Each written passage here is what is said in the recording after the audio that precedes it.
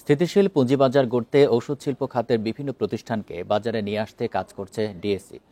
মঙ্গলবার রাজধানীতে ওষুধ শিল্প সমিতির সাথে ঢাকা স্টক এক্সচেঞ্জের পরিচালনা পর্ষদের বৈঠকে ডিএসসির চেয়ারম্যান একথা বলেন।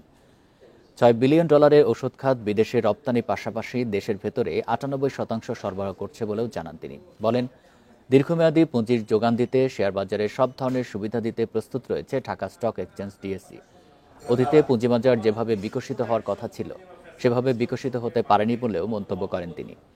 বাজার এখন সংস্কারের মধ্য দিয়ে যাচ্ছে জানিয়ে চেয়ারম্যান বলেন, দেশের অর্থনীতির জন্য কল্যাণকর এমন কিছু করতে চেষ্টা করা হচ্ছে।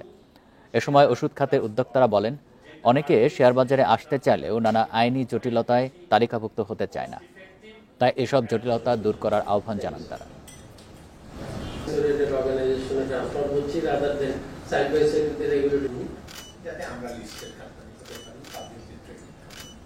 যাতে আমরা সেইগুলোকে অ্যাড্রেস করতে পারি, যেটা আমাদের স্কোপের মধ্যে আছে অ্যাজ স্টক এক্সচেঞ্জ, যেটা হয়তো আমরা যেহেতু প্রাইমারি রেগুলেটর, সেখানে আমাদের কিছু অবস্থান থাকে যে ওকে আলটিমেট রেগুলেটর হিসেবে বাংলাদেশ সিকিউরিটিজ অ্যান্ড এক্সচেঞ্জ কমিশনের কাছে আপনাদের পক্ষ হয়ে আপনাদের সমস্যাগুলোকে তুলে ধরা ইন এ কোঅর্ডিনেটেড ওয়ে।